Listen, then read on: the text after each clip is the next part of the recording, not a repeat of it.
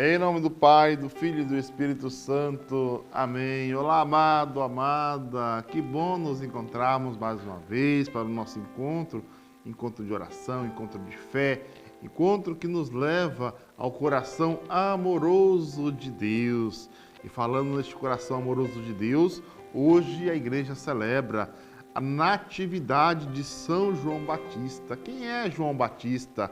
O precursor, aquele que anunciou os caminhos do Senhor. E nós vamos hoje meditar, contemplar esta vida de João Batista. Quem foi ele, não é verdade? E é interessante para que nós possamos entrar na vida de São João Batista. Não tem como não entrar na vida também do anúncio do anjo à Virgem Maria, né? Então, nessa solenidade, né, celebrada hoje, 24 de junho, é uma das festas mais antigas e importantes no calendário litúrgico da igreja, né? E aqui eu abro um parêntese, existem três santos, apenas 3 santos na igreja, que nós celebramos nascimento e morte. Jesus, João Batista e Nossa Senhora. Os demais, pode ver que a gente celebra sempre a morte, o martírio, né? E só esses 3 santos, esses grandes, né? Nós celebramos nascimento, a natividade, o Natal do Senhor, a natividade de Nossa Senhora e a natividade de São João Batista. Os demais é sempre a morte, né? Fecha parênteses. Entre os santos, né, apenas esses 3 que nós celebramos. E voltando, né, na natividade, né, 25 de dezembro ao Jesus, né, Nossa Senhora, que é 8 de setembro, né, e João Batista, que é no dia de hoje, 24 de junho. A origem dessa festa, né, nós vamos encontrar no Evangelho de São Lucas. João Batista nasceu de Zacarias e Isabel. Já idosos da idade avançada. O anjo Gabriel anunciou a Zacarias que eles teriam um filho, né, que seria grande diante do Senhor. Nós vamos dizer lá em Lucas, capítulo 1, versículo 15. E que prepararia os caminhos da chegada do Messias. Então, é interessante nós percebermos que João Batista, ele vai ser o último profeta do Antigo Testamento. João Batista é o divisor das águas. Até João Batista, né, é o Antigo Testamento, os profetas. A partir de João Batista, já o Novo Testamento, que é Jesus. Então, João Batista é esse divisor de águas, né, divisor de tempos. Então, o Antigo Testamento, ele vai até João Batista, né? Então, João Batista separa. Porque aí, depois de João Batista, vem Jesus, aí vem os apóstolos, já o Novo Testamento. Mas é interessante nós percebermos o anúncio do anjo, né? E a forma de tratamento do anjo para os 2 anúncios são diferentes. Eu não sei se você já percebeu, mas a forma do anjo Gabriel, quando anuncia Maria e quando anuncia Zacarias, é o mesmo anúncio, mas tratamento diferente. Quando o anjo aparece a Zacarias e ele falou para Zacarias: Zacarias, a tua esposa vai conceber um filho,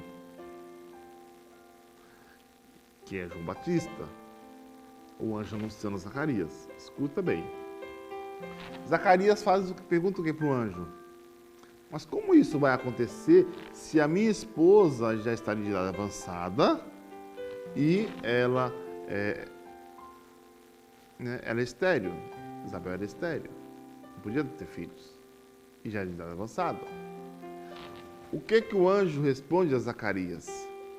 Por causa da tua falta de fé, você vai ficar mudo e só vai poder voltar a falar no dia do nascimento do teu filho. Percebe? Olha a dureza do anjo com Zacarias. E aí Zacarias fica mudo.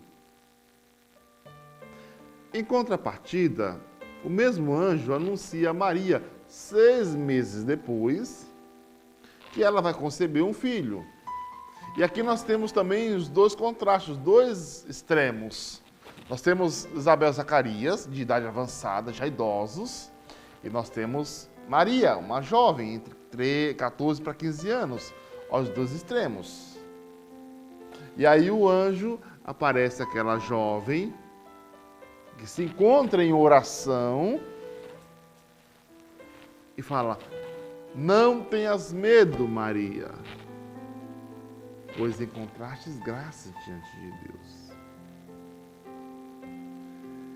E aí Maria fica com medo daquela saudação, perturbada, né? E aí o anjo fala: eis que conceberás e darás à luz um filho. E aí Maria pergunta para o anjo, olha a pergunta que Zacarias fez, e depois Maria faz: como isso vai acontecer se eu não conheço homem algum? O anjo foi duro com Maria? Ele fez a mesma dureza que fez com Zacarias? Não. Olha, Maria, isso que vai acontecer com você será obra e graça do Espírito Santo. Aí o tratamento foi outro. Então, para você ver, né, que nem o anjo brinca com Nossa Senhora, porque ela encontrou graça diante de Deus. E aí, como é importante percebermos que Deus, a partir dali, caminhou, esteve junto, colocando as coisas no caminho.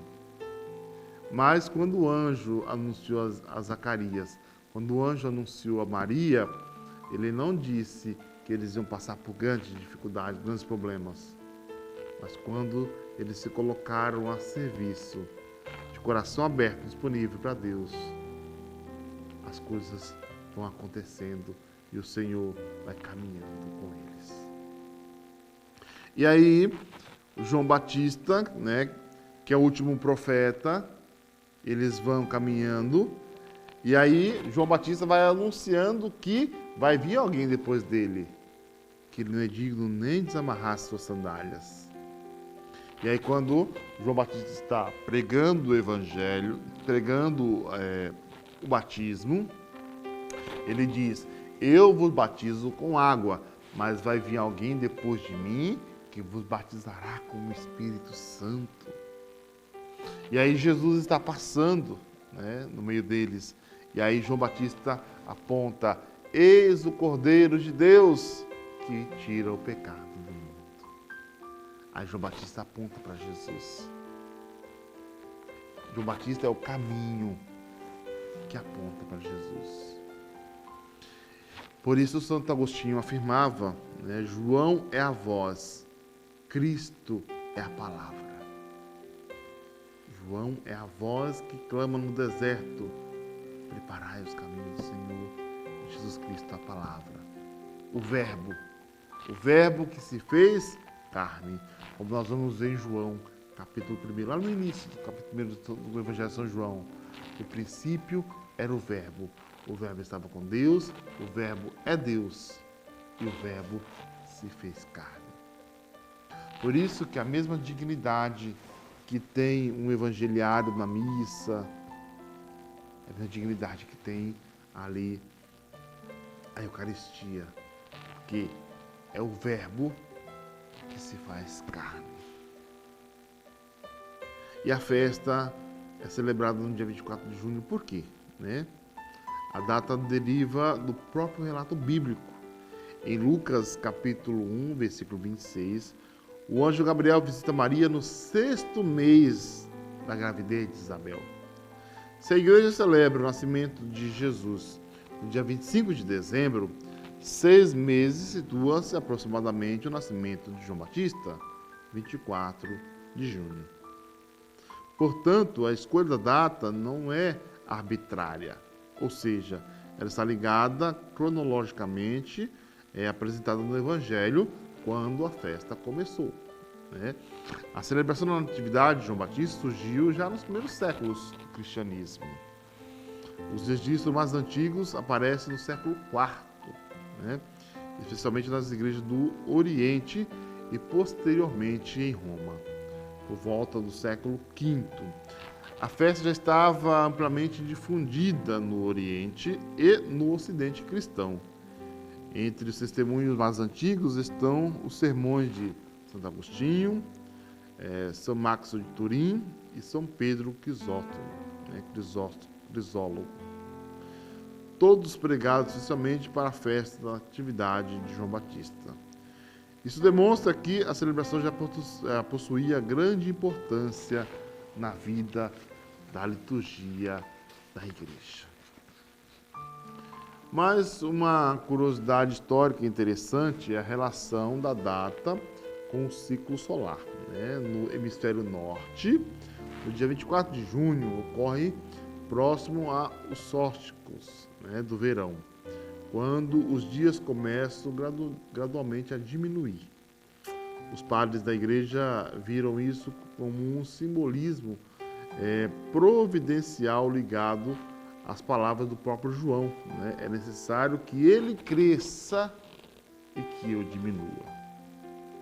Após junho, a duração da luz do dia diminui progressivamente. Após dezembro, quando nasce Cristo, os dias voltam a crescer. Então, até nisso, nós vemos. Santo Agostinho utilizava essa imagem para mostrar que João veio para preparar o caminho do Senhor, enquanto Cristo é a verdadeira luz que brilha, que ilumina. E isso o significado teológico dessa solenidade. João, que é o precursor do Messias. Toda a vida de João possui uma única missão: preparar a chegada do Cristo. Ele veio para preparar. O profeta Isaías já tinha anunciado: a voz que clama no deserto, preparai os caminhos do Senhor. Está lá em Isaías, capítulo 40, versículo 3. E os evangelhos identificam claramente João como esta voz profética. Ele não aponta para si mesmo: eu sou Salvador, não, ele aponta para o Messias. O Catecismo da Igreja Católica afirma: João é mais que um profeta. Nele o Espírito Santo conclui a obra de falar pelos profetas. Catecismo da Igreja Católica, número 719. Então, Deus que falava ao seu povo por meio dos profetas, encerra-se em João, porque o próprio Deus se encarna. Mas como assim, Padre, o próprio Deus? O Deus encarnado, o Deus Filho. Por isso que nós, a igreja, chama Maria Mãe de Deus. Mãe do Deus encarnado, o Deus que se faz homem. Porque Jesus Cristo, ele é 100% Deus e 100% homem. Tanto que a igreja vai combater Ário que dizia que Jesus Cristo ele não era 100% o dois. A igreja vai combater isso. Tanto que no concílio de Constantinopla, é criado o credo niceno-constantinopolitano, onde a igreja bate o martelo, decreta, não, Jesus Cristo ele é Deus e ele é homem. Ele tem duas naturezas, a natureza divina e a natureza humana. Não é verdade? Então, João Batista encerra a longa história da espera messiânica em João Batista E ele reúne em sua pessoa toda a tradição dos profetas e a introduz à humanidade a nova etapa inaugurada por Jesus Cristo, né? O catecismo também afirma, né? João é mais do que esse profeta. Nele o Espírito Santo conclui esta obra. Ou seja, quando perguntam para ele, você é o Messias esperado? Ele diz o quê? Não. Eu não sou digno nem de desamarrar as suas sandálias, né? Ou seja, a missão de João consistia em conduzir todos a Jesus, o verdadeiro Messias. E João é um modelo de coragem, na verdade. João denunciou publicamente os pecados do rei Herodes, né, mesmo sabendo dos riscos que corria. E o rei gostava de ouvir João, né, ele gostava muito de ouvir João. Mas, belo dia, né, João denunciando os erros do rei, que ficava com a mulher, né, a cunhada, né, mulher do irmão, e João denunciava, né, Herodíades. E aí a sua filha, né, estava dançando na frente de Herodes e agradou o rei. E o rei falou para ela assim, olha, você agradou nessa dança, tudo que você me pedir eu vou te conceder, até que seja metade do meu reino. E a bela jovem, sem saber o que pedir, correu até a mãe e pergunta assim, mãe, o que eu peço? E a mãe fala, peça numa bandeja de prata a cabeça de João Batista. E aí ela falou assim, eu quero que me traga agora, numa bandeja de prata, a cabeça de João Batista. O rei ficou desconcertado, triste, porque ele gostava de João Batista. Embora ficassem desconcertados, mas ele gostava de João Batista. Mas ele não podia negar, ele prometeu diante de autoridades ali, diante de uma festa, ele não podia voltar atrás. Então ele chamou o seu guarda e mandou degolar João. E trazem a cabeça de João Batista. Entregam a moça e ela entrega aquela bandeja à sua mãe.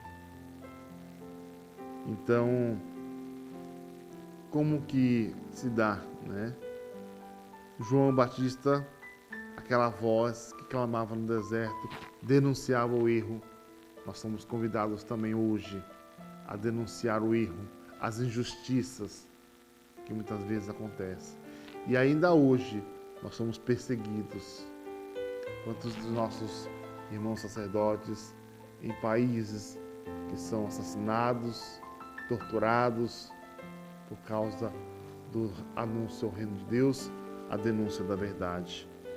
E João nos ensina, na verdade, a viver a humildade, colocar Deus no centro, anunciar a verdade sem medo, a conduzir pessoas para Jesus e não para nós mesmos, e a recorrer e reconhecer que toda vocação existe para a glória de Deus.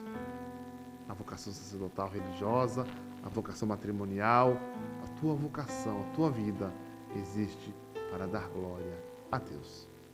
Por isso que é exemplo de João Batista, essa voz que clama no deserto, que nós também sejamos estas vozes que clamam, que apontam para o nosso Deus, que nos acolhe, que nos ama, mas que nos convida no caminho de conversão.